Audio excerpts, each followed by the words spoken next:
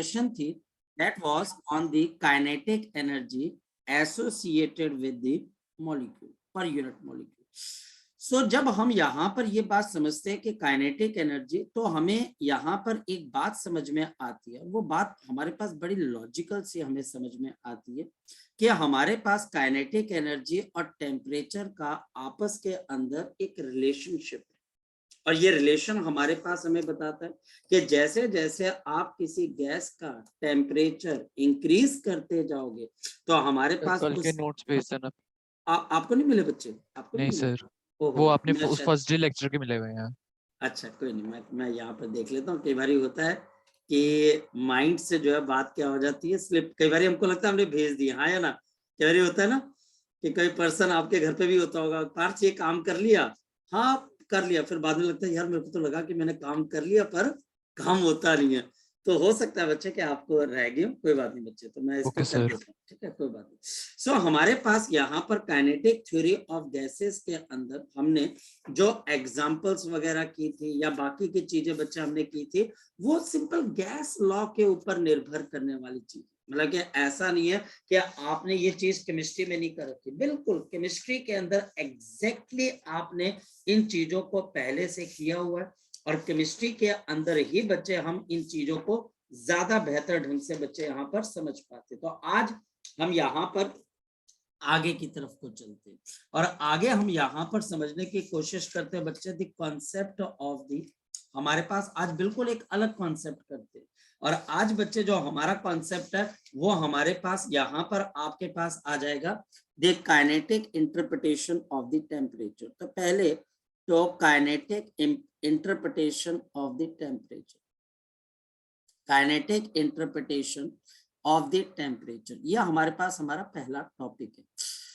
So kinetic interpretation of temperature हमें एक बड़ी सिंपल सी बात कहता है बच्चे, और वो ये कहता है क्योंकि हमारे पास काइनेटिक एनर्जी, दे आपके पास average kinetic energy, the average kinetic energy of the gas molecules, of the gas molecules is given by, this is given by, आपके पास ये कौन से आपके पास एक्सप्रेशन से दी जाती है, तो you will write down this is equal to 3 divided by 2 into K B into T. यह हमारे kinetic energy per unit molecule है या एवरेज काइनेटिक एनर्जी। हम इसको कन्वेंशन के लिए अभी के लिए हम इसको के से ही रिप्रेजेंट कर लेते हैं। नाउ यहाँ से हमें क्या चीज पता लगती है, यहाँ से मुझे एक चीज पता लगती है कि आपके पास यहाँ पर अगर काइनेटिक एनर्जी को देखा जाए तो हाफ इनटू आपके पास यहाँ पर मास टोटल, यहाँ पर मास टोटल मल्टीप्लाइड बाय यहाँ पर मेरे पास क्या आ जाता है VRMS का whole square is equal to 3/2 KB into T. Therefore यहाँ पर मैं क्या लिख सकता हूँ, therefore we can write down VRMS is proportional to under root of T. तो इसका मतलब क्या आ गया, therefore at absolute zero temperature, अगर मेरे पास एब्सोल्यूट जीरो टेम्परेचर, अगर मेरे पास यहाँ पर एब्सोल्यूट जीरो टेम्परेचर, एक ऐसा टेम्परेचर जो कि दुनिया में तो एग्जिस्ट करता नहीं पर हम मान लेते हैं, यानी कि 0 केल्विन, तो आपके पास यहाँ पर RMS velocity of gas molecule क्या हो जाएगी, कोई बच्चा बता सकता है? सो ये हमारे पास यहाँ पर 0 हो जाएगी। इसका मतलब क्या है, इसका मतलब हमारे पास क्या है, 0 केल्विन एक ऐसा टेम्परेचर, 0 केल्विन एक ऐसा टेम्परेचर है जहां पर आकर आप क्या बोलोगे, the motion of the gas molecule, the motion of gas molecules, जो गैस मॉलिक्यूल्स की मोशन है वो क्या कर जाएगी, वो रुक जाएगी, बढ़ जाएगी या खत्म हो जाएगी, तो इट विल स्टॉप्स, ये रुक जाएगी। तो ये काइनेटिक इंटरप्रिटेशन ऑफ टेम्परेचर। देखो काइनेटिक का मतलब होता है मोशन, मोशन। अब जैसे होंडा की पहले एक गाड़ी आती थी, अगर आपको याद हो, काइनेटिक होंडा, सुना कभी नाम आपने, किसी बच्चे ने काइनेटिक नाम सुना कभी आपने, सुना हाँ या ना? काइनेटिक होंडा नाम की एक गाड़ी आती थी, याद है? मतलब कि शुरुआती दौर के ऊपर उस पर लिखा भी होता था काइनेटिक होंडा। तो काइनेटिक का मतलब होता है मोशन, यानी कि टेम्परेचर एक ऐसी चीज है जो आपको मोशन प्रोवाइड करता है। और हमें मोशन देने का मतलब हमारे पास जो गैस के मॉलिक्यूल्स, उसके मॉलिक्यूल्स उतने ही फास्ट मूव करते हैं जितना ज्यादा आप उनको टेम्परेचर देते हैं। और अगर आप टेम्परेचर देना बंद कर दोगे या टेम्परेचर डिलो करोगे तो उसकी मोशन पे असर पड़ता है, डायरेक्ट उसकी मोशन के ऊपर असर पड़ता है। और 0 केल्विन पे जाकर हमारे जो गैस के मॉलिक्यूल्स हैं वो स्टॉप हो जाते हैं। हालांकि ये पॉसिबल नहीं, ये भी मैं आपको बात बता दूं, क्या ये चीज कभी पॉसिबल है? ये सिर्फ कहने की बात है, this is not possible. 0 kelvin का टेम्परेचर तो कभी पॉसिबल हो ही नहीं सकता। तो हम बोलते हैं अगर कभी हुआ तो, अगर कभी हुआ तो बच्चा हमारे पास यहाँ पर ये motion of the gas molecule stop और ये सारी चीजें हमारे आसपास रुक जाएंगी। इनफैक्ट टेम्परेचर को अगर हम देखें तो ये टॉपिक तो यहाँ पर खत्म हो जाता है। क्या तो अगर हम टेम्परेचर को देखें तो छोटी क्लास का अगर कोई बच्चा तेरे पास आता है पार्थ, तो छोटी क्लास का कोई बच्चा जैसे तेरे पास आता है तो तू उसको क्या बोलेगी? This is the degree of hotness और डिग्री ऑफ कोल्डनेस। हाँ या ना? कि टेम्परेचर बच्चा हमारे पास क्या है? डिग्री ऑफ हॉटनेस और डिग्री ऑफ कोल्डनेस, यही कहोगे। टेम्परेचर को अगर आप किसी और पर्सन से बोलोगे कि टेम्परेचर क्या चीज है तो वो बोलेगा व्हाट द थर्मोमीटर रीड्स। जो थर्मोमीटर आपको बता रहा है वो टेम्परेचर है। थर्मोडायनेमिक्स क्या बोलती है कि टेम्परेचर क्या चीज है? तो हम यहाँ पर बोलते हैं टेम्परेचर, थर्मोडायनेमिक्स बोलती है कि ये एक ऐसी स्टेट है जिसके आपके इक्वालिटी डिसाइड करते कि हीट कहां से कहां पर फ्लो करेगी। ये स्टेट है जो कि डिसाइड करती है, जो कि आपके पास डिसाइड करती है कि आपका हीट कहां से कहां पर फ्लो करेगा। ये थर्मोडायनेमिक्स बोलती है। और अब आप क्या बोल रहे हो कि टेम्परेचर क्या चीज है? तो आप बोलते हो टेम्परेचर एक ऐसी चीज है, टेम्परेचर हमारे पास एक ऐसी चीज है जिससे गैस मॉलिक्यूल्स को एनर्जी मिलती है। तो आप ये बोलते हो टेम्परेचर, केटीजी के अंदर टेम्परेचर क्या चीज है? तो बोलते हो ये एक ऐसी चीज है जिससे हमारे पास kinetic energy of the gas molecule जो भी आपको मिल रही है, this is related to the temperature, this is related to the temperature of the gas। कुल मिलाकर कोई भी कहानी आप लगा लीजिए, कहने का मतलब आपके पास किसी एक चीज की एक से ज्यादा डेफिनेशन हो सकती है, बिल्कुल हो सकती है भाई। ऐसा किसने बोल दिया कि एक चीज की एक ही डेफिनेशन हो सकती है? टाइम के हिसाब से, टाइम के हिसाब से, जगह के हिसाब से, आदमी के हिसाब से, मेंटल एज के हिसाब से चीजें तो चेंज होती रहती है। ये तो हमें पता है बच्चे आपके पास। जैसे फॉर एग्जाम्पल जब कोविड का पहला केस आया था तो WHO ने क्या रिपोर्ट दी थी पता है? There is no evidence that this particular disease will transmit from human to human. फिर बोल दिया गया नहीं कि ये ह्यूमन से फैलेगी। और बीच में तो ऐसा केस भी आ गया था, अगर आपको याद हो, जहां पर बोल दिया गया था कि ये जानवरों में भी फैल रही है। तो टाइम के हिसाब से चीजें चेंज होती गई। अब हम आके कहाँ पे रुक गए हैं बच्चे? हम आके रुक गए बच्चे डेल्टा, और डेल्टा के बाद कहां पर आके रुक गए? ओमिक्रॉन के अंदर। और यहाँ पर भी अलग अलग लोगों के अंदर अलग अलग तरीके से ये इन्फेक्शन बिल्डअप होती है। किसी के लिए बहुत स्ट्रांग है, किसी के लिए बहुत वीक है। कईयों की बॉडी का जो है बच्चे जो कलर है वो चेंज हो जाता है। कईयों के लीवर पे असर डालती है, कईयों के दिमाग पे असर डाल रहा है कोरोना, कईयों के हार्ट पे, कईयों के लंग्स पे, कईयों के आईज पे, हर जगह पे। कई पर्सन है बच्चे जिनका गला अभी तक ठीक नहीं हुआ। तो कहने का मतलब है अलग अलग इंटरप्रिटेशन, एक फिलोसफिकल वे से हम बातों को इंटरप्रेट कर रहे हैं कि टेम्परेचर को मैं क्यों अलग अलग तरीकों से बोलने की कोशिश करूं। होप सो आप मेरी बात को समझ पा रहे हैं। क्लियर? अब इसका मतलब बच्चे हमारे पास यहाँ पर किसी भी तरीके से अगर हम किसी गैस मॉलिक्यूल को कोई भी आपके पास यहाँ पर एनर्जी देते हैं बच्चे, तो उस एनर्जी से उसको क्या मिलती है बच्चा? हमारे पास टेम्परेचर से उसको एक एनर्जी मिलती है। और ये कितनी एनर्जी ले सकता है? अब आप ये तो बोलोगे सर मैं इसको टेम्परेचर दे रहा हूं, अब ये इस टेम्परेचर पे कितनी एनर्जी ले सकता है? क्या ये सभी एक जैसी एनर्जी लेंगे कि ये डिफरेंट डिफरेंट एनर्जीज लेंगे? तो हमको अब यहाँ पर इस पर्टिकुलर कॉन्सेप्ट के ऊपर ध्यान देना है कि क्या सारे गैस मॉलिक्यूल एक तरह की एनर्जी लेते हैं? और इसको समझने के लिए सबसे पहले बच्चा हमको कॉन्सेप्ट सीखना पड़ेगा, the concept of the degree of the freedom. The concept of the degree of the freedom. हमारे पास डिग्री ऑफ फ्रीडम का कॉन्सेप्ट क्या कहता है, या हमारे पास क्या कहता है?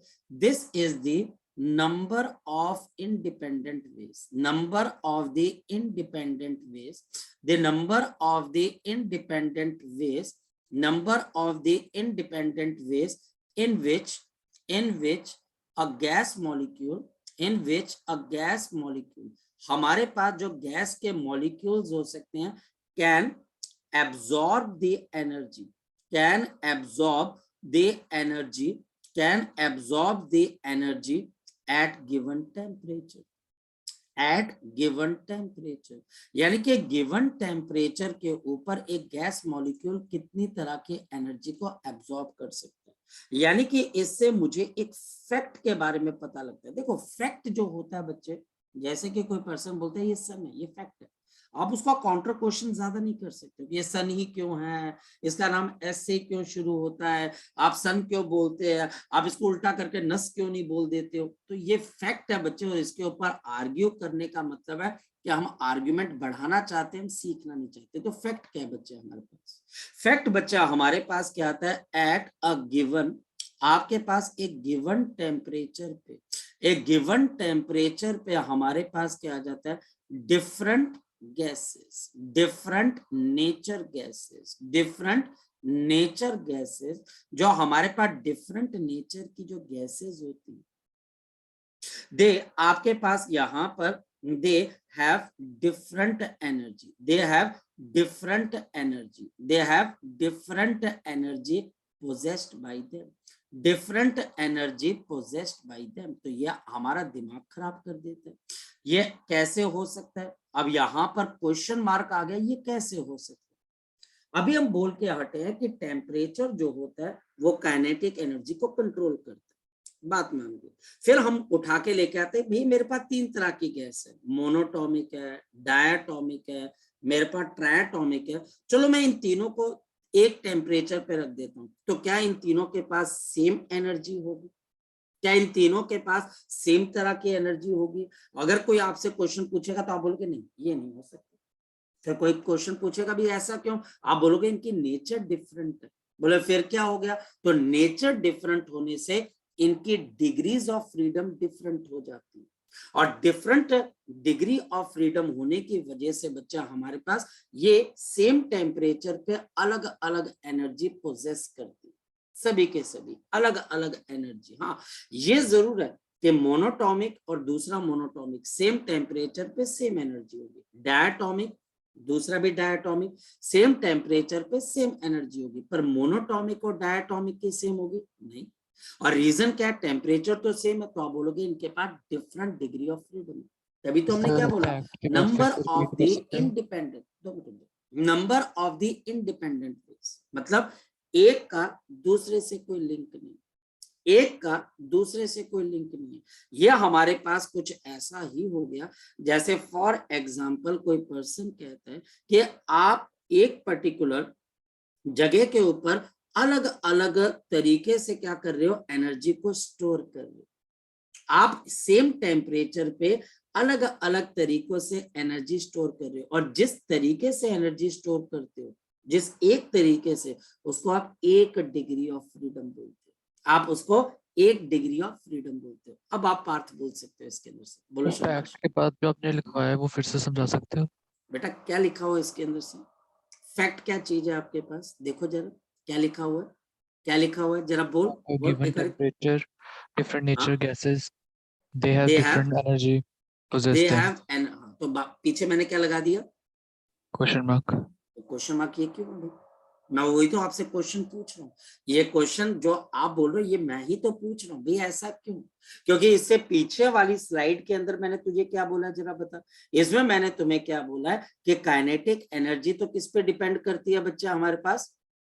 टेम्परेचर टेम्परेचर पे। और यहाँ पर फिर मैं एक फैक्ट तुम्हारे सामने लेके आ गया कि डिफरेंट नेचर की गैसेस, मोनो, डाया, ट्राई, इनको अगर मैं सेम टेम्परेचर पर रखता हूँ तो तीनों के पास सेम एनर्जी नहीं होगी। सेम टेम्परेचर है पर सेम एनर्जी नहीं होगी बच्चे।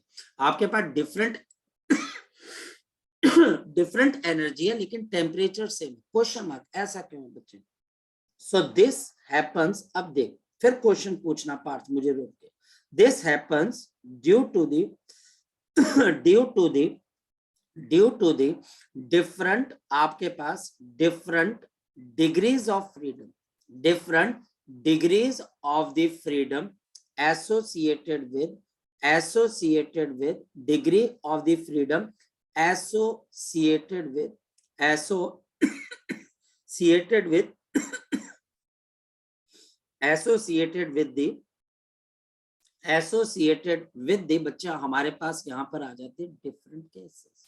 तो डिग्री ऑफ फ्रीडम डिफरेंट है, तो डिग्री ऑफ फ्रीडम डिफरेंट है तो आप सेम टेम्परेचर पे अलग अलग तरह से एनर्जी को पोजेस करोगे। देखो क्या है बच्चे बोल रहे, the degree of freedom is the number of ways in which a gas molecule can, क्या लिखा हुआ बच्चे आपके पास, absorb the energy at different temperature. अगर किसी के पास डिफरेंट वेज है तुम्हारे से, आप दोनों सेम टेम्परेचर पे पर एक मॉलिक्यूल एक अलग तरह से एनर्जी को एब्जॉर्ब कर रहा है, दूसरा अलग तरह से एब्जॉर्ब कर रहा है, तो सेम टेम्परेचर होने के बावजूद भी हमारे पास यहाँ पर बच्चे उनके अंदर हमारे पास एनर्जी भी क्या होगी बच्चे, आपके पास डिफरेंट हो जाएगी, हालांकि टेम्परेचर सेम।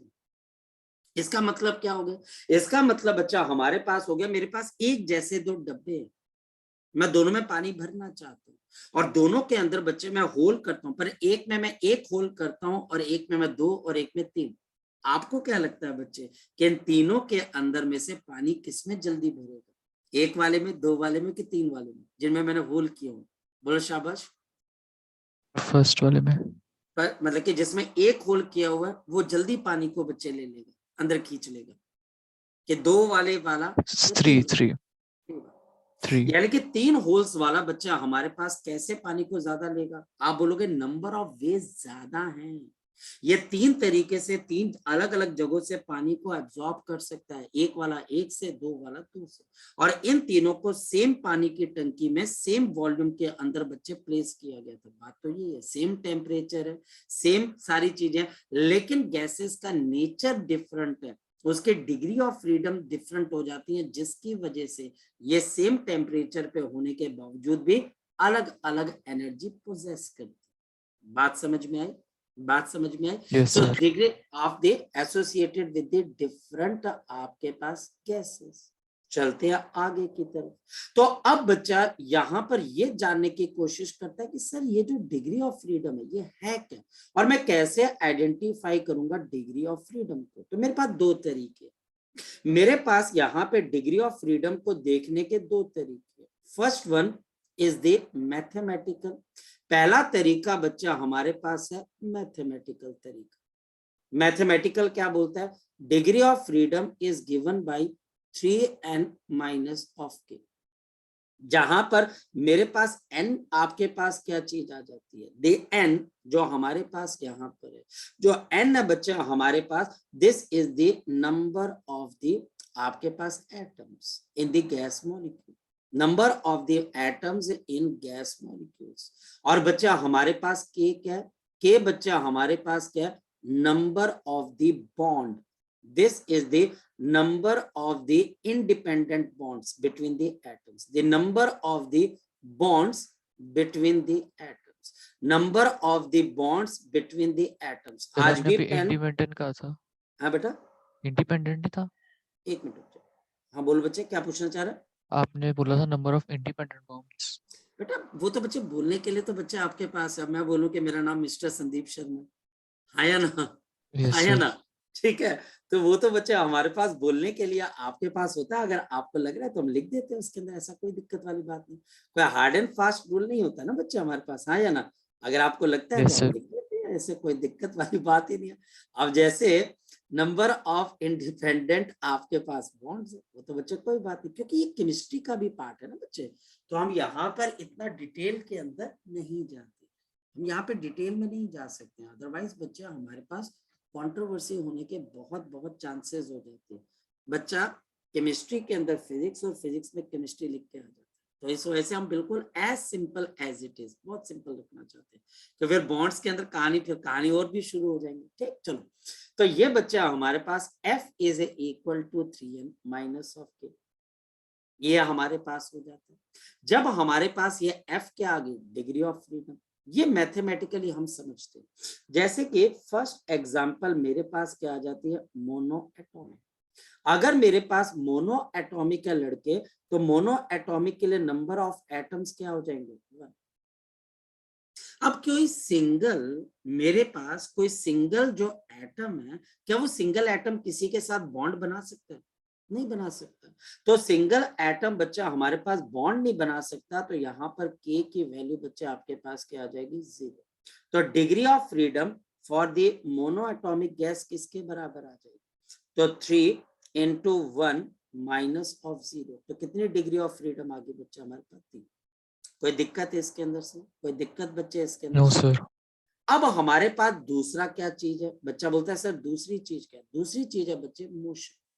ये माना जाता है कि गैस मॉलिक्यूल कभी रेस्ट पे नहीं रहते, तो अगर वो एनर्जी एब्जॉर्ब भी करते हैं, तो उस एनर्जी के साथ एसोसिएट, डिग्री ऑफ फ्रीडम के साथ एसोसिएट वो कोई ना कोई मोशन करते हैं। तो हमारे पास यहाँ पर कंसेप्चुअली या फिर मैकेनिक्स के अंदर से अगर हम देखें, नॉट आपके पास मैकेनिकली ये क्या करते हैं मैकेनिक्स में, ये हमारे पास each degree of freedom will be associated with the आपके पास motion, different kind of the motion of the gas molecule, कि ये गैस मॉलिक्यूल अपने आप बच्चे कितनी तरह के मोशन कर सकती है। तो F को मोशन ऑफ मॉलिक्यूल के साथ भी जोड़ा जा सकता है। तो फिर बच्चा बोलता है सर मोनो एटॉमिक के अंदर कैसी मोशन हो रही होगी, आपके मोनो एटॉमिक के अंदर कैसी मोशन हो रही होगी। तो देखते हैं, हमारा जो गैस का मॉलिक्यूल है उसका साइज बहुत बहुत छोटा होता है, बहुत बारीक होता है, वो तो नेक्ड आई से नजर नहीं आता है। तो ऐसा गैस मॉलिक्यूल अगर रोटेट होता है, तो उसकी रोटेशन का मोमेंट ऑफ इनर्शिया नेग्लिजिबल होगा। मेरी बात समझ पा रहे हो? ये जो आपके पास गैस का मॉलिक्यूल, गैस का एटम है, इसका साइज कितना होता है, ये तो नेक्ड आई से नजर नहीं आता। तो अगर ये मॉलिक्यूल अपनी एक्सिस पे रोटेट भी करता है, तो इसकी रोटेशन हमारे लिए नेग्लिजिबल। तो यानी कि ये रोटेशनल मोशन तो कर नहीं सकता, सिंगल एटम। और हमारे पास अब क्या हो जाएगा, ये एटम को अगर एनर्जी मिलेगी, तो ये एक्स एक्सिस पे काइनेटिक एनर्जी गेन करेगा, हाँ या ना? ये एक्स की तरफ भाग सकता है, देखो भाग सकता है। और बच्चे ये वाई की तरफ को बच्चे भाग सकता है, और ये जेड की तरफ को भी क्या कर सकता है, भाग सकता है। ये तीनों डायरेक्शंस के अंदर भाग सकता है, पॉसिबल है। ये कहाँ भागेगा ये तो हमें भी नहीं पता, पर ये 3 डायरेक्शन के अंदर मोशन कर सकता है अगर इसको किसी टेम्परेचर पे एनर्जी मिले। तो बताओ ये कितनी तरह की मोशन कर सकता है, तो आप बोलोगे ये ट्रांसलेशन मोशन करेगा 3, ये 3 ट्रांसलेशन मोशन करेगा। ट्रांसलेशन मतलब यहाँ एक्स एक्सिस पे ट्रेवल करेगा, या वाई पे या जेड पे। सर रोटेट नहीं करेगा, अगर ये रोटेट कर भी रहा है तो मोमेंट ऑफ इनर्शिया आपको पता है सर, वो तो नहीं पता, तो छोड़ दीजिए। तो तब करके हमारे पास हम क्या बोलते हैं, इसकी डिग्रीज ऑफ फ्रीडम जो 3 होती हैं, वो तीनों के तीनों कौन से मोशन के साथ रिलेटेड हो जाती है इसकी, शाबाश बोलो, ट्रांसलेशन मोशन के साथ। ये ट्रांसलेट कर सकता है, यानी कि ये मॉलिक्यूल को एनर्जी मिलती है, तो ये एनर्जी को बच्चे एब्जॉर्ब, तेरे को कैसे पता लगा उसने एनर्जी एब्जॉर्ब की, वो एनर्जी लेके भागा।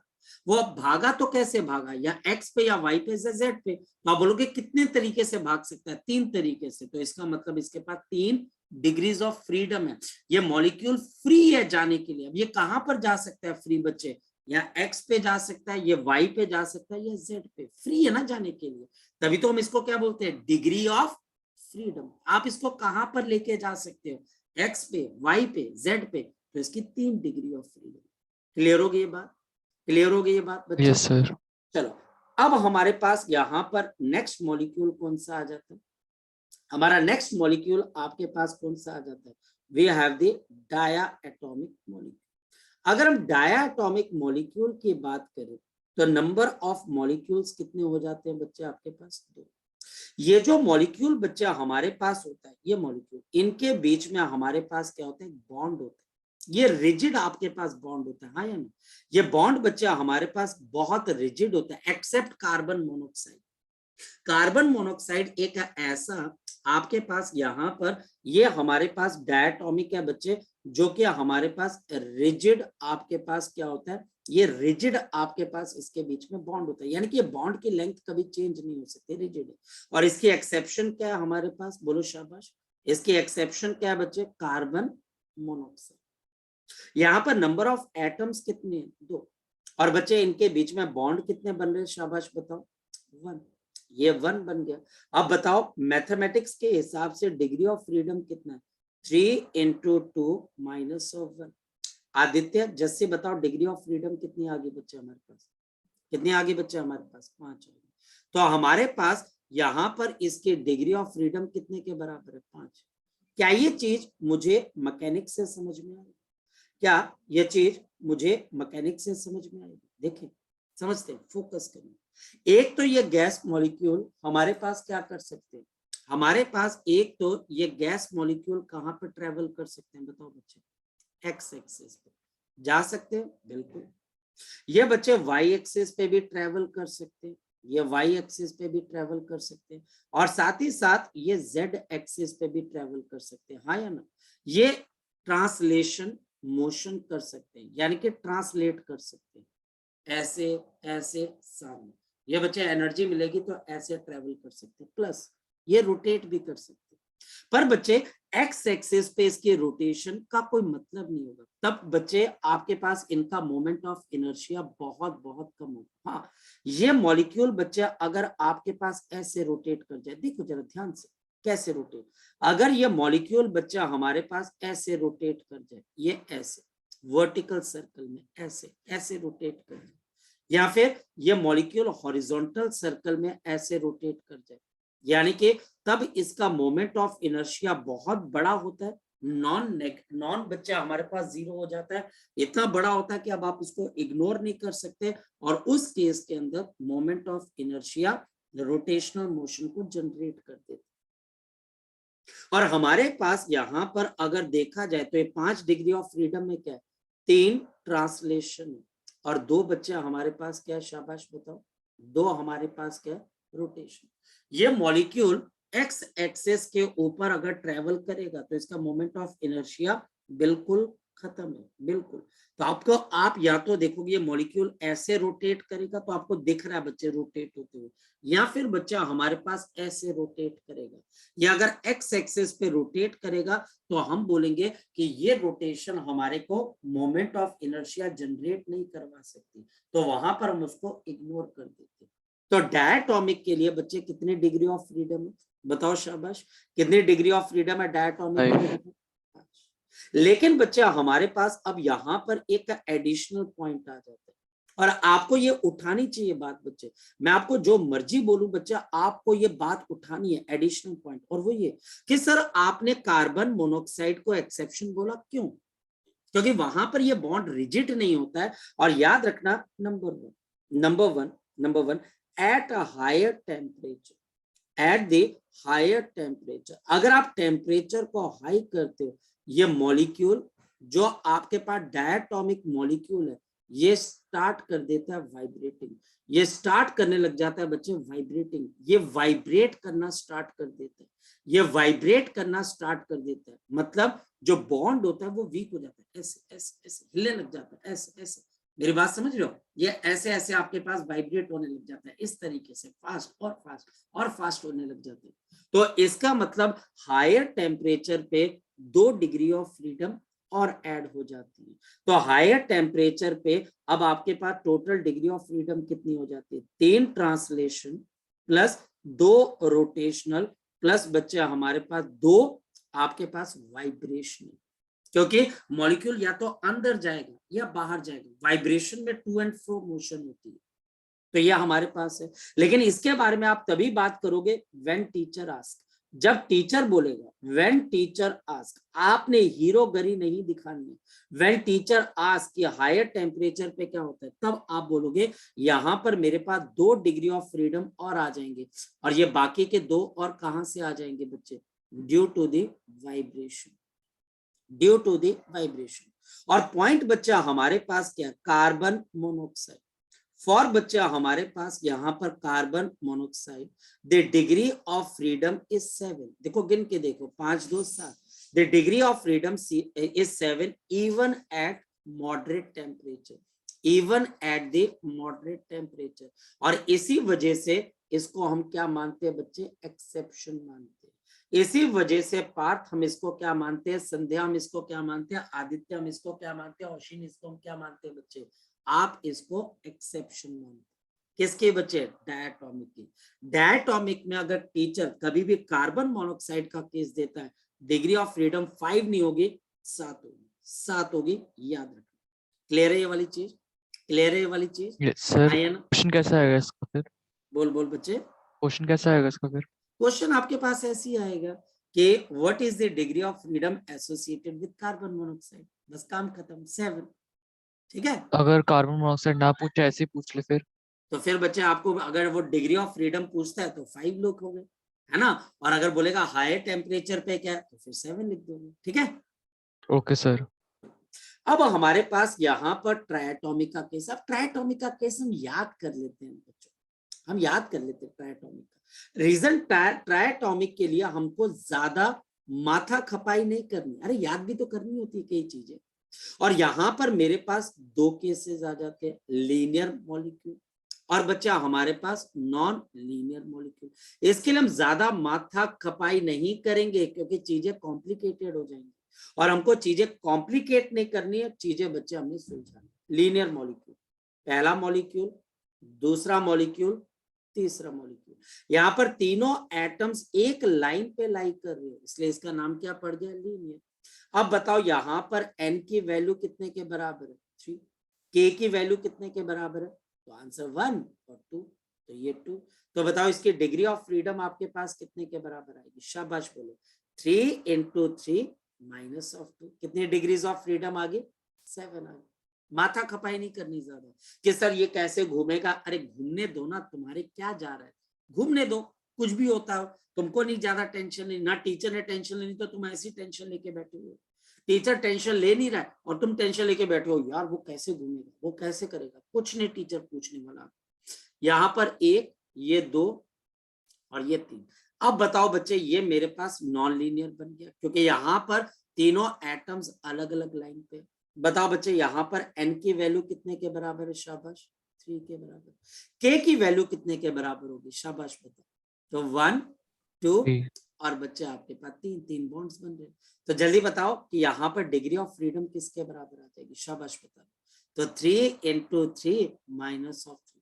अब ये चीज मैंने एक बैच में कराई बच्चों को, रात को 2 बजे जो है 2-2:30 बजे के, मैं भी किस्मत से बच्चे में नींद खुली तो वो बच्चा कहता है सर ये ना मॉलिक्यूल वाइब्रेट कैसे करेगा, मैं बोला सो जा भाई, इसकी वाइब्रेशन वगैरह कहीं किसी काम नहीं आएगी, सो जा आराम से।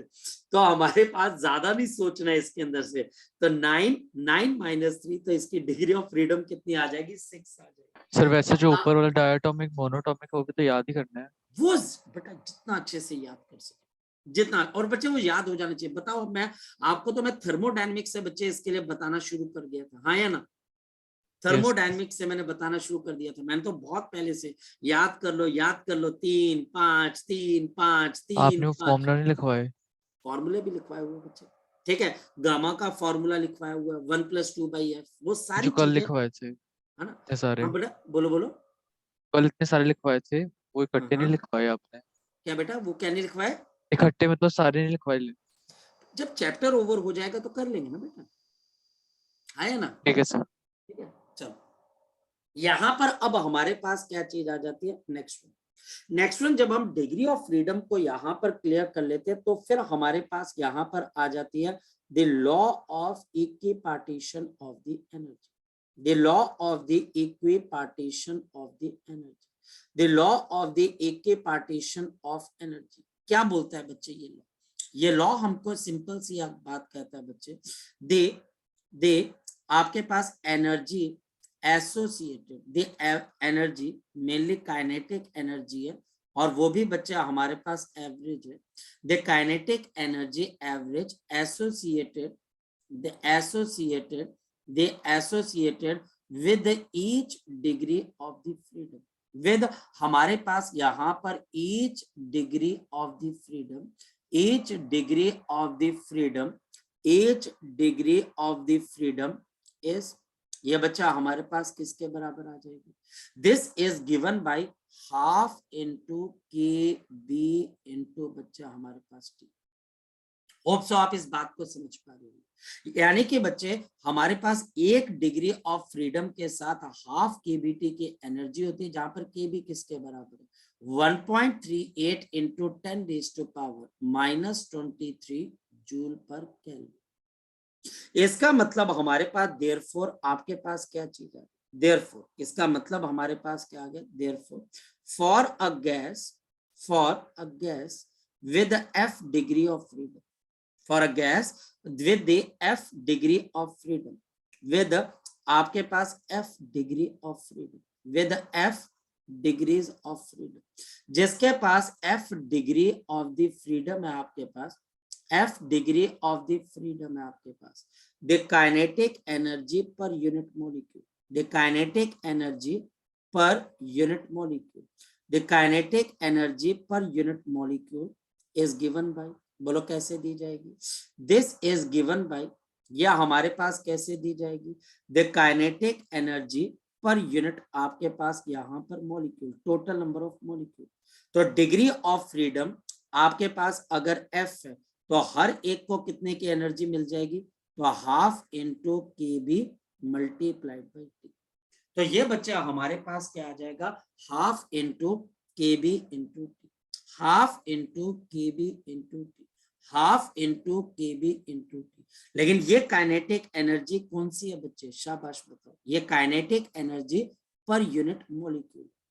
सो देयरफॉर टोटल एनर्जी किसके बराबर आ जाएगी? देयरफॉर टोटल काइनेटिक एनर्जी, बोलो शाबाश। So we have the total kinetic energy किसके बराबर आ जाएगी? तो F multiplied by half multiplied by KB multiplied by T, और नंबर ऑफ मॉलिक्यूल्स को मैं यहाँ पर ले जाता हूँ, जहां पर N क्या है हमारे पास? बताओ N मेरे पास यहाँ पर क्या है? नंबर ऑफ मॉलिक्यूल्स का, क्या? Number of the molecules. अब KB किसके बराबर होता है? R upon N। तो अब जरा देख लेते हैं बच्चे, काइनेटिक एनर्जी टोटल, तो काइनेटिक एनर्जी टोटल, इसमें सारी काइनेटिक एनर्जी है, तो काइनेटिक एनर्जी टोटल अब बताओ किसके बराबर आ जाएगी? हाफ यहाँ पर आ गया, यहाँ पर F बच्चे मेरे पास आ गया KB, KB किसके बराबर होता है? R upon NA multiplied by T into N। अब बताओ N अपॉन NA किसके बराबर होता है लड़कों? बताओ शाबाश। ये स्मॉल n के बराबर होता है, और ये स्मॉल n मेरे पास क्या है बच्चे? बताओ नंबर ऑफ मोल्स आ गए, है ना? मेरे बात सारी चीजें आपको समझ में आनी चाहिए। तो ये नंबर ऑफ मोल्स आ गया, तो मेरे पास यहाँ पर क्या आ गया? Half multiplied by, half multiplied by यहाँ पर number of moles into F into आपके पास कितना आ जाएगा? R इंटू T के बराबर। तो टोटल काइनेटिक एनर्जी किसके बराबर है? Number of moles into F into R और डिवाइडेड बाय 2। ये हमारे पास काइनेटिक एनर्जी है। This is the kinetic energy जो कि टोटल बच्चे हमारे पास है। यहां से एक चीज और भी आ सकती है, अगर हम बात करें kinetic energy per unit mole, कोई बच्चा निकाल सकता है? Kinetic energy per unit mole, kinetic energy per unit mole, कोई बच्चा बता सकता है? तो kinetic energy per unit mole किसके बराबर है?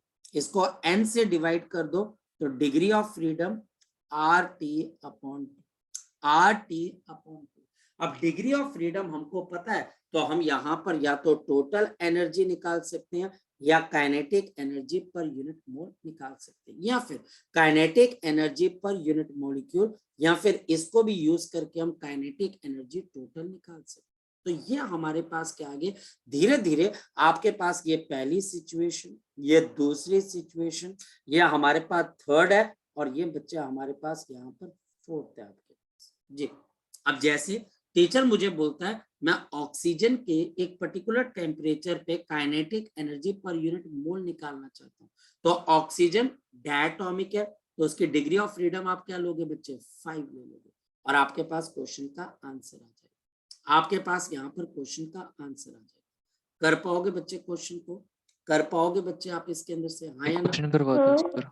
हमारे पास हाँ बोलो बोलो बोलो बोलो सर यहाँ पर टी टेम्परेचर है। सर यहाँ पर टी टेम्परेचर है। एग्जैक्टली केल्विन का टेम्परेचर है, ये केल्विन का टेम्परेचर है बच्चे, केल्विन का टेम्परेचर। ठीक है बच्चे? Okay sir. और आर गैस कांस्टेंट और केवी बोल्ट्जमैन कांस्टेंट है। जैसे कि टीचर मुझे यहाँ पर क्वेश्चन ये पूछता है और बच्चे वो हमारे पास है calculate the kinetic energy, calculate the kinetic energy associated with आपके पास associated with 1 mole of the argon and oxygen gas at बच्चा हमारे पास 600 केल्विन, ये हमको निकाल। अब हमारे पास काइनेटिक एनर्जी 1 मोल की किसके बराबर होती है? FR/2। तो काइनेटिक एनर्जी आर्गन की बच्चा हमारे पास किसके बराबर आ जाएगी? तो degree of freedom 3 2 into R into T। क्यों? क्योंकि आर्गन मोनोटॉमिक है तो बच्चे डिग्री ऑफ फ्रीडम आपके पास कितने के बराबर आ जाएगी? 3 के बराबर। और काइनेटिक एनर्जी ऑक्सीजन के साथ कितनी आ जाएगी जरा बता दो? ऑक्सीजन के साथ, ऑक्सीजन डायटोमिक है तो डिग्री ऑफ फ्रीडम कितनी आ जाएंगी? बताओ शाबाश। डिग्री ऑफ फ्रीडम कितनी आ जाएंगी हमारे पास? शाबाश बता दो। 5 आ जाएगी। तो ये मेरे पास आ गया 5/2 R into T। इन दोनों की रेशियो बतानी है तो फटाफट इसकी रेशियो बता देते हैं। तो हमारे पास इसकी रेशियो है kinetic energy A by kinetic energy आपके पास ऑक्सीजन। तो अगर हम दोनों को डिवाइड कर देते हैं 3/2 RT डिवाइडेड बाई 5/2 RT, तो अगर इसमें से ये सब कैंसिल होके आपके पास आंसर कितना आएगा? 3/4। यानी कि आपके पास कितना आंसर आ जाएगा? 3:4। ठीक है? आपको कैसे पता कि आर्गन मोनोटॉमिक है? क्या बेटा? आर्गन मोनोटॉमिक कैसे मतलब? क्योंकि बेटा मैंने भी +1 में केमिस्ट्री पढ़ी थी सर इसका तो यही बात है, मैं और कैसे जवाब दूं यार मैंने भी केमिस्ट्री पढ़ी थी। तो आर्गन बच्चे मोनोटॉमिक है बच्चे, आपको तो ये तो केमिस्ट्री यस सर ये तो आप मुझसे केमिस्ट्री पूछ रहे हो तो मैं तो इसका यही सबसे अच्छा आंसर तो ये भी मैंने भी केमिस्ट्री थोड़ी बहुत पढ़ी थी, थोड़ी भूल गए, थोड़ी याद है, तो जो काम वाली है वो याद है मुझे। ठीक है? तो ये आर्गन जो होती है बॉन्ड नहीं बनाती, जैसे नियॉन गैस है तो नियॉन गैस क्या बच्चे आप इसको कौन सी गैस बोलते हैं? इनर्ट गैस बोलते हो, हाँ या ना? Yes sir. तो वो बॉन्ड बनाती है किसी के साथ? नहीं तो बस तेरे क्वेश्चन का आंसर आ जाएगा। ठीक है? आगे बात समझ में? Yes sir. मैंने भी केमिस्ट्री पढ़ी है थोड़ी बहुत। चल आगे चलते इसका जवाब बड़ा कॉम्प्लेक्स हो जाता है ना, मैं क्या जवाब दूं? मतलब कि ये चीज जैसे आप कोई पर्सन तुझे कोई बच्चा एक बोले कि भैया ये बताओ 9 into 8 कितना होता है, तो फटाफट बोल देगा 72। तो बोलेगा भैया आपको कैसे पता? बोलेगा यार मुझे पता है, मेरे टीचरों ने मार के मुझे सिखाया था, हाँ या ना? तो मेरे टीचरों ने पार्थ मार के सिखाया था आर्गन मोनोटॉमिक होती है, बहुत मार खाई हुई है, तो तू मेरे जख्मों को कुरेदने की कोशिश कर रहे है। ठीक है? तो मैं तेरे को उसकी डेप्थ में नहीं जाऊंगा उसकी डेप्थ में नहीं जाऊंगा। ठीक है? तो याद है, मार से याद आता है ना, वो 2 थप्पड़ पड़े थे, 2 थप्पड़, वो हाँ यार याद है, आर्गन इतनी है। ठीक है? चले आगे लड़के, चले। Yes sir. चलो हमारे पास यहाँ पर ये चीजें इस तरीके से आपके पास आ जाती है। अब नेक्स्ट क्या बच्चे हमारे पास? तो नेक्स्ट हमारे पास यहाँ पर क्या चीज आ जाती है? Which is called the. अब हम दोबारा से बच्चे यहाँ पर चलते हैं और हम यहाँ पर एक नई चीज बच्चे हमारे पास लेके आते हैं। ऑलरेडी वो चीज हम कर चुके हैं। द इंटरनल एनर्जी, जो internal energy of the gas sample, जो इंटरनल एनर्जी हमारे पास गैस सैंपल की होती है, अब आप उसको किस तरीके से देखेंगे? हमारे पास internal energy of the gas sample को अब हम यहां पर U से रिप्रेजेंट करेंगे and this will be equal to, ध्यान रखना बच्चों, this will be equal to हमारे पास क्या आ जाएगा, number of moles F into RT divided by 2. This is the now internal energy of the gas sample, जिसको हम थर्मोडायनेमिक्स के अंदर पढ़ चुके, और थर्मोडायनेमिक्स से पहले बच्चे हम एक और चीज पढ़ चुके, specific heat of the gas. तो specific heat of the gas, the specific heat of the gas, हमारे पास किसी भी गैस की स्पेसिफिक हीट दो तरीके से होती है, एक लड़के कांस्टेंट वॉल्यूम, एक हमारे पास कांस्टेंट वॉल्यूम जो कि CV होता है, और ये du/dt के बराबर है। तो इसको अगर मैं सॉल्व करता हूं, number of moles constant, FR/2 constant, तो NFR डिवाइडेड बाय 2। तो ये अब मुझे याद हो जाना चाहिए कि मोनोटॉमिक के लिए क्या और डायटोमिक के लिए क्या। ट्रायटोमिक के लिए आप घर पे ट्राई करिएगा, अपने आप होमवर्क के अंदर आपको चीजें पता लग जाएंगी। तो इसके लिए CV की वैल्यू बच्चा हमारे पास क्या है, N, आपके पास C की जगह हमारे F की जगह मेरे पास 3R/2 आ जाएगा। नंबर ऑफ मोल अगर आप 1 ले लोगे तो 3R/2, और डायटोमिक के लिए कितना आ जाएगा, N 5R/2। यह हमारे पास मोनोटॉमिक और डायटोमिक के लिए CV की वैल्यू। और हमारे पास कांस्टेंट प्रेशर के ऊपर आपके पास क्या आ जाती है, कांस्टेंट प्रेशर। तो हमारे पास कांस्टेंट प्रेशर के लिए आप ट्रायटोमिक के लिए तो 2 है ना डिग्री ऑफ फ्रीडम। हाँ, तभी मैंने बोला आप उसको ट्राई करके देखिएगा बच्चे, हो जाएगा। अपना कॉन्फिडेंस थोड़ा सा आपको बिल्डअप करना पड़ेगा, हो जाएगा, बिल्कुल हो जाएगा, कोई मुश्किल नहीं होगी।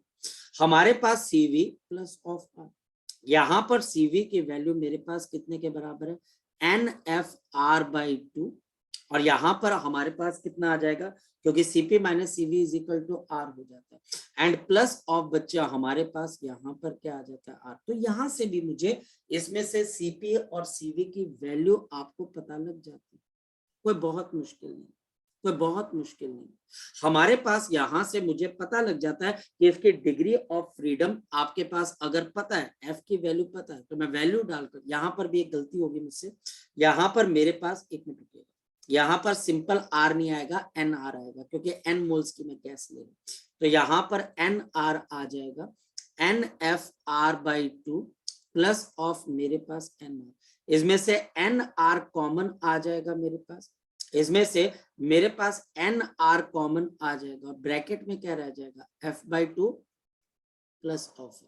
तो इससे मैं CP की वैल्यू भी निकाल सकता हूं, इससे हम CP की वैल्यू निकाल सकते हैं। मोनोटॉमिक के लिए ये वैल्यू आपके पास क्या आ जाएगी, NR 5/2, और मेरे पास डायटोमिक के लिए इसकी वैल्यू क्या आ जाएगी, N into R, और आपके पास यहाँ पर 7/2। आप वैल्यू सब्स्टिट्यूट करके इसमें से देख सकते हो। अब अगर आप यहाँ पर खुद अपने हाथ से नहीं करोगे तो आप भूल जाओ। +1 का एक बहुत बेसिक मोटिव होता है, बच्चा यहाँ पर रिवीजन करे, घर जाकर अपनी कॉपी ओपन करे, और जितना टीचर ने करवाया हुआ उसको तो करना ही करना है। और टीचर अगर बोल रहा है ट्रायटोमिक का केस करके देखो, वो करके देख के टीचर को बताना है कि आंसर आया या फिर आंसर नहीं है, वो बताना। और फिर हमारे पास यहाँ पर नेक्स्ट आपके पास क्या आ जाती है, एटॉमिसिटी ऑफ द गैस। आपके पास एटॉमिसिटी ऑफ गैस किसके बराबर हो जाती है, आपके पास एटॉमिसिटी ऑफ गैस किसके बराबर है, CP/CV। ये बच्चा हमारे पास यहाँ पर CP/CV है, इसको हम गामा से डिनोट करते हैं, और ये भी बहुत पहले बच्चे मैं आपको बता चुका हूँ, this is equal to 1 plus of 2/, और ये बच्चे मोनो एटॉमिक के लिए क्या है, डायाटॉमिक के लिए क्या है, ये अब आपको याद रहना चाहिए। मोनोटॉमिक, अगर आप मोनो एटॉमिक के लिए देखते हो बच्चे, तो हमारे पास यहाँ पर 5/3। डायटोमिक के लिए अगर आप देखते हो बच्चे, तो ये मेरे पास कितना आ जाएगा, 7/5। ट्रायटोमिक का निकाल कर देखिए, हालांकि टीचर आपको पूछेगा नहीं ट्रायटोमिक का, लेकिन फिर भी एक बार बच्चे उसको निकालने की कोशिश करना। अगर कोई चीज रुक जाए, कोई चीज ना समझ में आए, तो वो आप मुझसे पूछ सकते। क्लियर है ये वाली चीज, क्लियर है बच्चों, क्लियर है? मैं आगे चलूं, आगे चलूं बच्चे, चलो Yes, sir. तो हमारे Yes, sir. पास, हाँ बोलो बोलो बच्चे, क्वेश्चन पूछो, बोलो। सर कोई क्वेश्चन नहीं है। अच्छा चलो, सो ये हमारे पास एटॉमिसिटी ऑफ गैस, धीरे धीरे हम आगे की तरफ को बढ़ते जा रहे हैं। अब यहाँ पर हमारे पास एक लॉ आता है और this is known as to be the Dulong Petit law. Dulong Petit law, Dulong Petit law बच्चा हमारे पास क्या कहता है, at room temperature, at the room temperature, अगर आप रूम टेम्परेचर पे देखते हो बच्चे, this specific heat, this specific heat, जो हमारे पास स्पेसिफिक हीट आपके पास होती है of the solids, this specific heat of the solids, this specific heat of all the solids, यहाँ पर ऑल वर्ड आना चाहिए, of all the solids is constant, ये बच्चा हमारे पास कांस्टेंट है, and is equal to, and this is equal to, और ये बच्चा हमारे पास इक्वल टू किसके बराबर है, 3R, और ये हमारे पास आ जाएगा करीबन 25 जूल पर मोल पर केल्विन, ये आ जाएगा, या फिर ये बच्चे 6 कैलोरी पर आपके पास मोल पर केल्विन, ये हमारे पास क्या आगे स्पेसिफिक, ये ड्यूलॉन्ग-पेटिट लॉ। ड्यूलॉन्ग-पेटिट लॉ ये बोलता है कि अगर आप रूम टेम्परेचर पे किसी भी सॉलिड को उठाते हो तो सॉलिड की स्पेसिफिक हीट 3R के बराबर होती है, ये लॉ है बच्चे हमारे पास।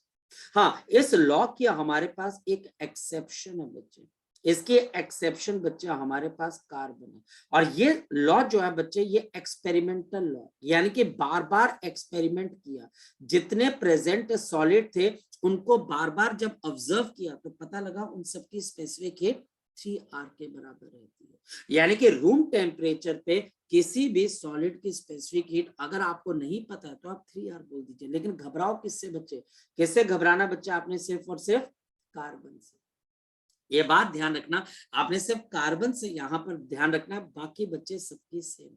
एक और चीज, वाटर बच्चा हमारे पास या आइस, इसका बच्चा हमारे पास यहाँ पर एक और केस है, इसका स्पेशल केस हमारे पास बन जाता है आइस, स्पेशल केस बच्चा हमारे पास आइस। अब आइस के अंदर बच्चा हमारे पास कितने एटम्स होते हैं बच्चे, बताओ शाबाश, आपका जो आइस होता है उसके अंदर कितने एटम्स होते हैं, कोई बच्चा बता सकते हैं, एक आइस हमारे पास कितने एटम्स होते हैं आइस के अंदर, बोलो शाबाश, देखते हैं भाई, मेरे को भी थोड़ी बहुत ही केमिस्ट्री आती है, जितनी मुझे आती थी मैं सब उड़ेल चुका हूं भाई, जल्दी बताओ कितने एटम्स होते हैं आइस वाटर के अंदर, बोलो, वाटर का मॉलिक्यूल बनता कैसे है, H2+O2. H2, तो यहाँ पर 2 हाइड्रोजन के होते हैं, एक ऑक्सीजन का होता है, ठीक है, हाँ या ना, Yes, sir. तो इस वजह से जो specific heat of the ice, not water, जो आइस की होती है बच्चे वो 3 मल्टीप्लाइड बाई 3R, यानी कि बच्चे अगर कोई टीचर आपको बोलता है तो आप बोल दोगे 9R, ये याद करने वाली चीज है, हो सकता है कि टीचर या आपको ना ही पूछे, लेकिन क्योंकि एनसीईआरटी में मेंशन है बच्चे इसलिए मैं करवा रहा हूँ, और एक्सेप्शन को ध्यान में रखना, एक्सेप्शन को ध्यान में रखना, ये चीजें आपको केमिस्ट्री और फिजिक्स दोनों के अंदर बहुत हेल्प करेगी, बहुत हेल्प, याद करने वाली चीजें, कुछ चीजें आप याद कर लीजिए और कुछ चीजें बच्चे आप यहाँ पर आप समझ लीजिए, ये कुल मिलाकर चैप्टर कुछ ऐसा ही है, याद भी करो समझ भी लो, याद भी करो समझ लो। अब जैसे इसमें आप क्या समझोगे, आपको ये फैक्ट है कि उसकी स्पेसिफिक हीट 3R है, तो याद कर लिया, काम खत्म। आइस के केस में 3 एटम्स है, 3 into 3R, तो 9R हो गया। सर ये नंबर आ गए, बिल्कुल नंबर आ गए। एक बात बताओ बच्चे, नंबर आने के बाद कोई पर्सन पूछता है कि नंबर कैसे आए, क्या याद करके गया था, कोई छोड़ के गया था, पूछता है कोई नहीं पूछता, सिर्फ नंबर देखते, तो याद कर लो, उससे नंबर आ जाएंगे। मेरी बात को प्रैक्टिकली फॉलो करना, ठीक है, इमोशनली नहीं, प्रैक्टिकली फॉलो करना, क्योंकि इस वक्त आपको नंबर मैक्सिमम चाहिए बच्चे, ताकि +1 में एक बार नंबर आ जाते हैं फिर कॉन्फिडेंस आ जाता है, बंदा बोलता है अब मैं दुनिया फतेह कर दूंगा, ये हमारे पास लॉ है, ठीक। कोई दिक्कत है इसके अंदर से बच्चे, बोलो शाबाश। No, sir. केमिस्ट्री मत पूछो यार मुझसे, यार तुम तो दिक्कत बस एक ही है, ये ना बोलो कि सर ये कैसे, इसके बीच अच्छा एंगल कितना होता है H2O के अंदर, कोई बच्चा बता सकता है, H2O मॉलिक्यूल कैसा है, पोलर है कि नॉन पोलर है, देखो, तो कोई बात नहीं, ठीक है, कोई बात नहीं, घबराओ मत, अरे तुम चुप हो जाते हो, चुप नहीं होना, कोई बात नहीं, टीचर तो क्वेश्चन पूछता बच्चे। फिर बच्चा हमारे पास यहाँ पर क्या आ जाती है, the velocity associated with the gas molecule, the velocity associated with the gas molecule. बताओ कौन कौन सी हो जाती है विद द गैस मॉलिक्यूल। हमारे पास केमिस्ट्री में पढ़ी है कि नहीं पढ़ी है बच्चे हमारे पास, हाँ या ना बोलो, पढ़ी है कि नहीं पढ़ी, थोड़ी बहुत पढ़ी है, हाँ या ना। The velocity associated with the gas molecule, average speed पढ़ी है, क्या होती है एवरेज स्पीड, क्या होती है आपके पास एवरेज स्पीड। चलो मैं बता देता हूँ, आपके एवरेज स्पीड बच्चा हमारे पास इसको डिनोट करते हैं हम इस तरीके से, ये आपके पास, and this is given by v1 plus v2 plus of v3, और बच्चा हमारे पास प्लस ऑफ मेरे पास vn डिवाइडेड बाय, ये एवरेज स्पीड।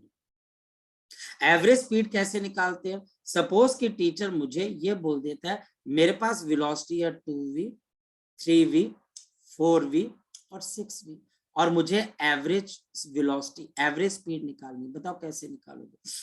तो 2v plus 3v plus 4v plus of 6v, और इनको डिवाइड बाय क्या कर दो बच्चे 4 कर दो, तो बताओ कितना आ जाएगा 5, और बच्चा हमारे पास 10 तो 15, तो 15v अपॉन 4, तो 3 आपके पास पॉइंट 12, तो 3 बच जाएगा 3.75, तो इसके एवरेज स्पीड कितने के बराबर आ जाएगी 3.75v मीटर पर सेकेंड। लग गया पता बच्चा आपको, लग गई बात पता बच्चा आपको, हाँ या ना, अरे लग गई बात पता कि नहीं। सर अब बच्चे एवरेज स्पीड का एक और फॉर्मूला होता है, अगर आपको याद हो केमिस्ट्री से, तो हमारे पास ये फॉर्मूला किसके बराबर होता है पता है आपको, 8 और बच्चा हमारे पास kBT अपॉन बच्चा हमारे पास पाई इंटू एम। पता है इसके बारे में, पता है इसके बारे में, जहां पर m बच्चा हमारे पास कौन सा मास है पता है, ये बच्चा हमारे पास इसका गिवन मास है, ये किसका मास है बच्चा हमारे पास गिवन मास, गिवन मास। और हमारे पास इसका एक और फॉर्मूला भी है बच्चे, 8RT upon pi into capital M, यह हमारे पास कौन सा मास है बच्चे, this is the molar mass, नहीं तो बच्चे मोलिकुलर मास, ये मोलर मास बन गया, नहीं तो आपके पास क्या बन गया मोलिकुलर। ये फॉर्मूला पता है भाई, आया ना बच्चों, फॉर्मूला Yes, पता sir. है, पता है यार, ऐसे पता मुझे कॉन्फिडेंस आता है, अरे बच्चों को पता है, बच्चे चक्के बच्चों ने फटे चक देने, कोई बात नहीं, टेंशन नहीं लेनी। अब हमारे पास यहाँ पर नेक्स्ट कौन सी आ जाती है आपके पास, रूट मीन स्क्वायर। अब रूट मीन स्क्वायर वेलोसिटी बच्चा, अब ये सीधा सीधा लिखने वाली है आपके पास, VRMS कैसे दी जाती है, बहुत सारी वेलोसिटीज गिवन है, तो पहले बच्चे इनका स्क्वायर कर लो, इनका स्क्वायर कर लो, और फिर बच्चा हमारे पास क्या कर दीजिए, इनका मीन ले लीजिए, इनका मीन ले लीजिए, लास्ट में रूट ले लीजिए। मैं आसान क्वेश्चन लेता हूँ ताकि हमारा काम बन जाए। मैं आपको 3 वेलोसिटी देता हूँ, 4v मीटर पर सेकेंड, आपको पास 2v मीटर पर सेकेंड, और बच्चे चलो v metre per second, RMS speed निकालनी है, निकल जाएगी, बिल्कुल निकलेगी सर, बताओ कैसे निकलेगी इसकी बच्चा हमारे पास, VRMS कैसे निकलेगी, कोई बच्चा बता सकता है, अंडर रूट ऑफ 4v का square 16v square plus 2v का square 4v square plus of v square divide by 3, क्योंकि 3 सैंपल्स। अब बताओ v बाहर आ जाएगा 16 plus 4 plus of 1 divided by 3, तो ये बच्चा हमारे पास v अंडर रूट ऑफ कितना आ जाएगा बच्चे 21/3। तो बताओ VRMS कितने के बराबर है आपके पास यहाँ पर, बोलो शाबाश, तो under root of 7v metre per second. लगी बात पता बच्चे आपको, लगी बात पता, यस और नो। अच्छा, अब इसका दूसरा फॉर्मूला क्या है बच्चे, दूसरा फॉर्मूला क्या है, तो किसी बच्चे को याद है, याद है किसी बच्चे को याद है, या मेरी परीक्षा लेनी है तुमने, 3 kBT अपॉन स्मॉल m, ये गिवन मास है, ये गिवन मास है याद रखना, और या फिर 3RT अपॉन कैपिटल M, ये मोलर मास है, याद रखना, Small m given mass है. गिवन मास है, ठीक है, ये गिवन मास है। अब हमारे पास यहाँ पर ये चीज आ गई, नेक्स्ट वन, नेक्स्ट बच्चा हमारे पास क्या आ जाती है, मोस्ट प्रोबेबल स्पीड। अब ये कैसे निकालते? द मोस्ट प्रोबेबल स्पीड, जो आपके मोस्ट प्रोबेबल स्पीड हो जाती है बच्चे, this is the speed possessed by maximum number of molecule. Speed possessed by the speed possessed by maximum number of molecules, maximum number of molecules, maximum number of molecule जो speed possess करते हैं वो most probable, वो most probable है, वो most probable है। कैसे? इसको कैलकुलेट करने का सिर्फ एक फॉर्मूला है, दूसरा तो बच्चे देख के पता लग जाता है।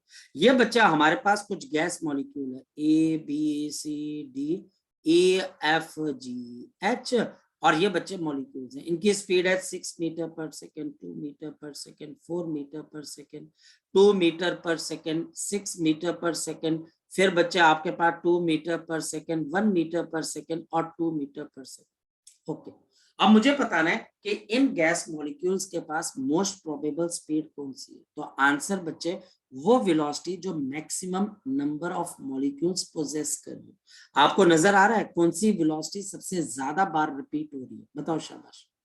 इनमें से सबसे ज्यादा बार कौन सी बच्चे? 2 मीटर पर सेकंड। बिल्कुल, तो इसकी मोस्ट प्रोबेबल वेलोसिटी 2 मीटर पर सेकंड, बस इतनी सी बात। और हमारे पास इसका फॉर्मूला किसके बराबर आ जाता है मोस्ट प्रोबेबल का? Under root of 2kBt upon small m, या फिर under root of 2RT upon capital M। तो ये हमारे पास आंसर। अच्छा, सबसे बड़ी वेलोसिटी क्या होगी और सबसे छोटी कौन सी होगी? ये तीन तो आ गई मेरे पास, तीन आ गई। अब सबसे बड़ी और सबसे छोटी ये निकालना, तो आपने वर्ड याद करना है राम। आपने राम वर्ड को याद कर लेना, आपका क्वेश्चन सॉल्व हो जाएगा। Velocity RMS greater than velocity average greater than velocity most probable, याद रख लेना। इसकी वेलोसिटी सबसे ज्यादा, फिर इसकी और फिर से इसकी कम। इसकी रेशो भी निकाली जा सकती है, अंडर रूट 3 रेशो, ये VR के बराबर है। और यहाँ पर बच्चे V average under root of 8 upon pi, और ये बच्चे रेशो अंडर रूट ऑफ 2। तो ये इनकी रेशो है। ये रेशो किसकी है बच्चे? VR ratio, V average ratio, V most probable. Chemistry के अंदर आपको यहाँ पर एक ग्राफ भी करवाया गया है। वो ग्राफ को बच्चे हम मैक्सवेल डिस्ट्रीब्यूशन कर्व बोलते हैं। आपने ग्राफ किया होगा, और यहाँ पर बच्चे ये कर्व आपके पास इस तरीके से ऐसे होता है, हाँ या ना? किया ये कर्व आपने? किया ये कर्व आपने? हाँ या ना? किया ये कर्व? बच्चा भूलता नहीं है केमिस्ट्री में किया कि नहीं किया, हाँ या ना? किया ये कर्व कि नहीं? यस अरे हाँ बोल दोगे तो भी बात बन जाएगी, नहीं बोलोगे तब भी बन जाएगी। किया कि नहीं किया बच्चा आपने, हाँ या ना? चलो मैं बताया तो यहाँ पर बच्चा हमारे पास पहली बात, ये कर्व आपके पास एसिमेट्रिक है। ये बच्चे कर्व हमारे पास एसिमेट्रिक होता है, ये इसकी प्रॉपर्टी है। ये हमारे पास मैक्सवेल का आपके पास डिस्ट्रीब्यूशन कर्व है, ये एसिमेट्रिक। और इसका मतलब ये आ जाता है वेलोसिटी ऑफ द गैस, ये बच्चा आपके पास 0 मीटर पर सेकेंड से आपके पास मैक्सिमम मीटर पर सेकेंड के ऊपर वेरी कर रही है। इसमें कई ऐसे गैस मॉलिक्यूल है जिनके पास स्पीड ही नहीं है, इस वजह से ये एसिमेट्रिक बन जाता है। इसकी वजह से बच्चे क्या हमारे पास एसिमेट्रिक बन जाता है। दूसरी बात, यहाँ पर अगर आपको वेलोसिटी एवरेज निकालनी हो, वेलोसिटी RMS निकालनी हो, वेलोसिटी मोस्ट प्रोबेबल निकालनी हो, तो ये तीनों लाइनों से पता लग जाएगा। हमारे पास ये वेलोसिटी सबसे ज्यादा है, तो ये VRMS है। ये हमारे पास वेलोसिटी एवरेज है, और ये वेलोसिटी बच्चा हमारे पास क्या है? मोस्ट प्रोबेबल, क्योंकि हमारे पास बहुत सारे मॉलिक्यूल्स यहाँ पर इस एनर्जी को क्या कर रहे? पोजेस कर रहे। बहुत कम मॉलिक्यूल्स के पास RMS स्पीड होती है, इसी वजह से बच्चे हमारे पास इस RMS स्पीड की वजह से ही हमारे पास क्या होती है बच्चे? इवेपोरेशन होती है। ये बात ध्यान रखना, किसी भी लिक्विड की इवेपोरेशन तब होती है जब उसके पास RMS स्पीड आनी शुरू होती है, तो उसके पास एनर्जी आती है और बच्चे वो इवेपोरेट कर जाते हैं। ठीक है, कुछ बात समझ में आई? कुछ पल्ले पड़ी? Yes sir. चलो कोई बात नहीं। Yes, sir. सो मैं समझ रहा हूँ टाइम ज्यादा आ गया। चलो ओके बाय, कल मिलते हैं।